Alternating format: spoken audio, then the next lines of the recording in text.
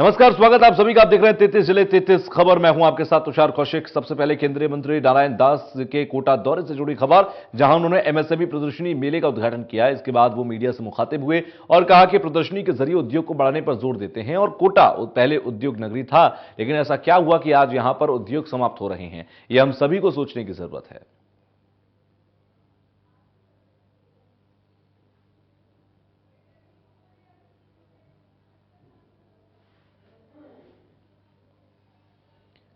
तो वहीं शिक्षा मंत्री बीडी कल्ला एक दिवसीय दौरे पर अलवर पहुंचे। उन्होंने सर्किट हाउस में प्रेस वार्ता का आयोजन किया। इस दौरान बीडी कल्ला ने केंद्र की मोदी सरकार को जमकर घेरा।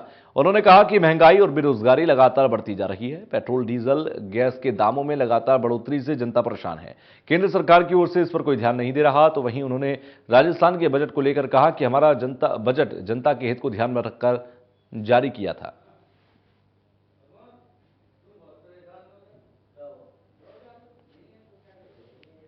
आज की प्रेस वार्ता का उद्देश्य ये था कि राजस्थान सरकार का जो बजट माननीय मुख्यमंत्री जी अशोक जी गहलोत ने प्रस्तुत किया है, उसमें हर परिवार को राहत दी गई है। उससे उनके परिवार के बजट में बचत हुई है और राजस्थान आगे बढ़ा है। राजस्थान की ग्रोथ रेट इस बजट से 11.04% बढ़ेगी और हर परिवार को 100 यूनिट बिजली फ्री, किसानों को 2000 यूनिट बिजली फ्री, यानी 15 हॉर्स पावर तक उनका बिजली का बिल शून्य आएगा। इसी प्रकार जो नेशनल फूड सिक्योरिटी एक्ट के अंतर्गत कवर्ड लोग हैं, उनको रसोई गैस 500 रुपये में दी जाएगी। ये एक तरीके से 6000 रुपये का साल का सीधा सीधा फायदा उन लोगों को मिलेगा। तो शिक्षा मंत्री बीडी कल्ला ने दौरा किया था और उन्होंने कई बातों का जिक्र किया। शिक्षा मंत्री बीडी कल्ला ने कहा कि हमने जो बजट बनाया बहुत कुछ सोच समझकर बनाया था और हर तरीके के हर व्यक्ति को राहत मिले, इसको देखते हुए इसको तैयार किया गया था। फिलहाल अलवर पहुंचे थे और केंद्र सरकार पर वो जमकर निशाना साधते हुए भी नजर आए।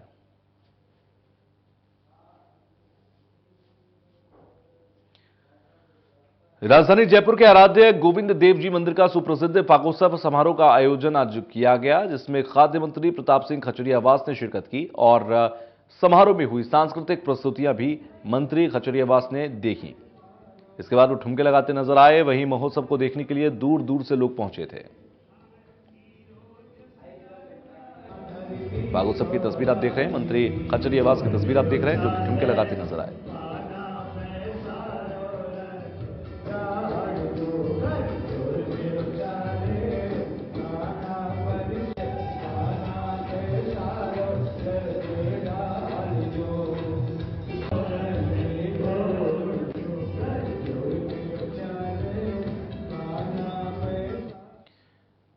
तो वहीं सीकर के दातारामगढ़ में प्रभारी मंत्री शकुंतला रावत ने प्रेस कॉन्फ्रेंस की और इस दौरान उन्होंने बजट में पास की गई योजनाओं के बारे में जानकारी देते हुए कहा कि मुख्यमंत्री गहलोत ने सभी वर्गों का ध्यान रखा, प्रदेश में सिलेंडर के दामों में कटौती की और महिलाओं की सुरक्षा के लिए अहम कदम उठाए। तो वहीं उन्होंने बीजेपी पर तंज कसते हुए कहा कि बीजेपी के अंदर फूट पड़ गई है और आगामी चुनाव में बीजेपी का हारना तय है।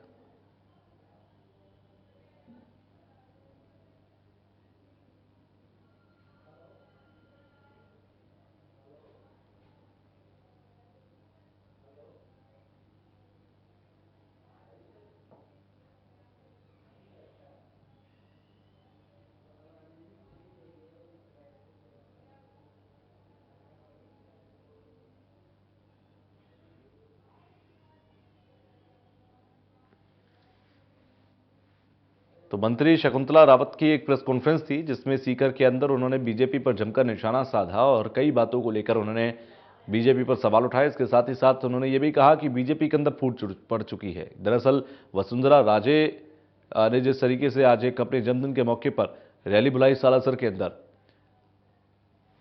उसी को लेकर उन्होंने ये फूट की बात कही। तो वहीं आरटीडीसी अध्यक्ष धर्मेंद्र राठौर का एक दिवसीय दौरा भरतपुर था और जहां उनका कार्यकर्ताओं ने स्वागत किया।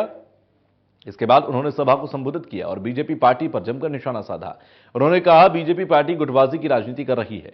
प्रदेश में कांग्रेस पार्टी मुख्यमंत्री अशोक गहलोत के नेतृत्व में एकजुट है और सरकार के द्वारा आम जनता में इतने कार्य और योजनाएं दी हैं, जिससे तय होता है कि एक बार फिर राजस्थान में कांग्रेस सरकार रिपीट होने वाली है।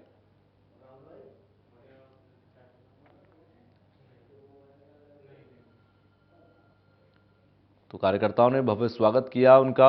ये तस्वीर उस वक्त की है जब वो प्रेस कॉन्फ्रेंस कर रहे थे। बीजेपी पर गुटबाजी का आरोप लगाया। तो वहीं मुख्यमंत्री अशोक गहलोत के ओएसडी लोकेश शर्मा अजमेर के दौरे पर रहे, जहां उनका कांग्रेस कार्यकर्ताओं ने भव्य स्वागत किया। प्रदेश कांग्रेस समिति सोशल मीडिया संयोजक अनुपम शर्मा ने उनका माला और साफा पहनाकर अभिनंदन किया। इस मौके पर राजस्थान प्रदेश कांग्रेस सचिव सोशल मीडिया मनीष सेन, अब्दुल रज्जाक भाटी, नौरत गुज्जर, सर्वेश पारिक, मनोनीत पार्षद मरवर खान मौजूद रहे। ओएसडी लोकेश शर्मा ने आगामी विधानसभा चुनाव को लेकर कार्यकर्ताओं के साथ विस्तार से चर्चा की और सोशल मीडिया पर सरकार की योजनाओं को कैसे विस्तारित किया जाए, इस पर विचार किया।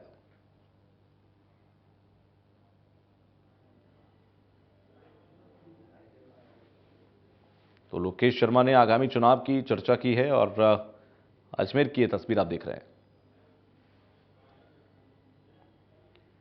तो वे प्रदेश कांग्रेस सेवा दल के प्रदेश अध्यक्ष हेम सिंह शेखावत मेड़ता सिटी के दौरे पर रहे और जहां उनका सेवा दल के कार्यकर्ताओं ने खुमाराम जाड़जा, राजू सुखाड़िया, खुर्शीद गोरी, विकास अजमेरा में जो गर्मजोशी के साथ उनका स्वागत हुआ। इसके बाद वो शेखावत ने मीडिया से रूबरू हुए और कहा कि इस बार विधानसभा के चुनाव में सेवा दल चुनाव प्रबंधन ने अपनी महत्वपूर्ण भूमिका निभाएगा। प्रत्येक ब्लॉक स्तर पर कार्यकर्ताओं को प्रशिक्षण दिया जाएगा।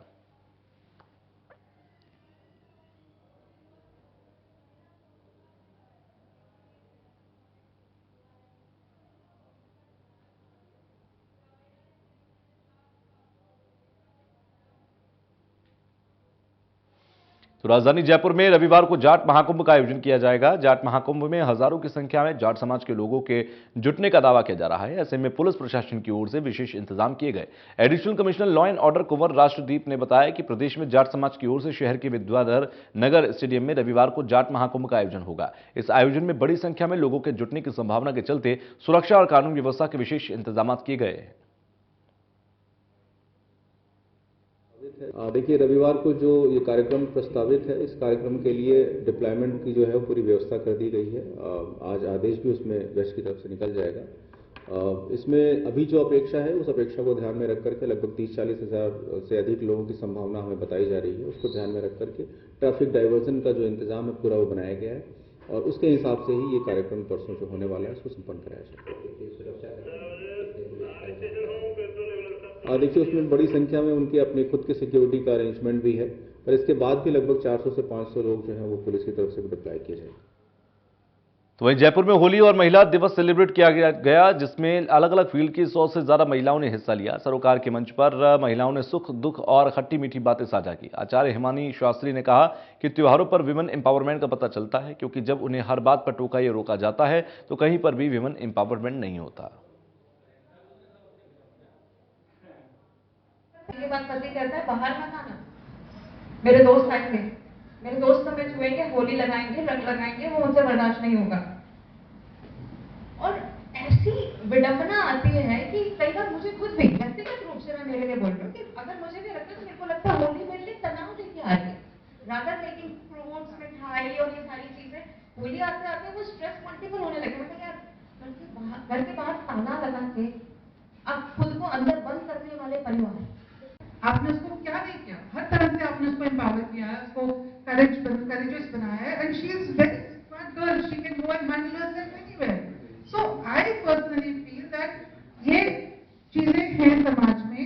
हमारे को समाज की सोच को हम पूरा तो नहीं बदल सकते, लेकिन सबसे पहले शुरुआत हमें अपने और आसपास से करनी चाहिए। We should educate our people around us, and for example घर पे काम करने के लिए जो हेल्प आती है उसको हम गाइड कर सकते हैं। आपके आसपास जो सराउंडिंग है वहां पे हम अपने बच्चों को। तो वहीं देश भर में बीकानेर की होली की अपनी अलग ही पहचान होती है। होली आने के कुछ दिन पहले ही शहर के सभी लोग होली के रंग में रंगना शुरू हो जाते हैं और तमाम जगहों पर होली कार्यक्रमों का आयोजन होता है। सबसे ज्यादा डोलची मार खेल होली पर खेला जाता है। इसको देखने के लिए लोग दूर दूर से शामिल होते हैं।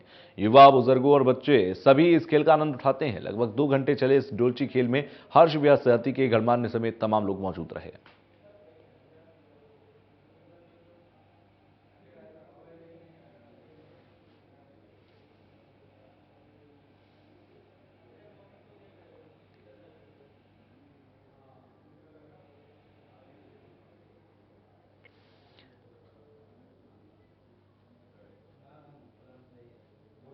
तो वहीं भरतपुर शहर के मुखर्जी नगर स्थित नगर निगम द्वारा आवंटित सरस बूथ को अज्ञात बदमाशों ने ट्रैक्टर ट्रॉली से उखाड़कर फेंक दिया, जिसमें सरस बूथ चलाने वाले व्यक्ति और एक चाय के खोखे वाले को हजारों रुपए का नुकसान हुआ। घटना को लेकर सरस बूथ संचालक ने आरोप लगाया कि सामने निजी हॉस्पिटल संचालक द्वारा उससे 5,000 रुपए की मंथली मांगे गए थे, लेकिन मैंने देने से मना कर दिया, जिसके बाद उन्होंने बूथ को तोड़ दिया।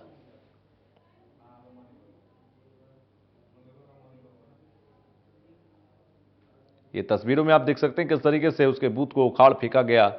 दरअसल एक हॉस्पिटल के आगे उसने लगाया था और उसका आरोप, जिस व्यक्ति का ये बूथ था, उसका आरोप था कि हॉस्पिटल की तरफ से कुछ मंथली पैसे मांगे गए थे जो उसने नहीं दिए। तो उसके चलते वो आरोप लगाता है कि हो सकता है कि सामने वाले किसी हॉस्पिटल के मालिक या किसी व्यक्ति की तरफ से ये बूथ उखाड़ा गया हो।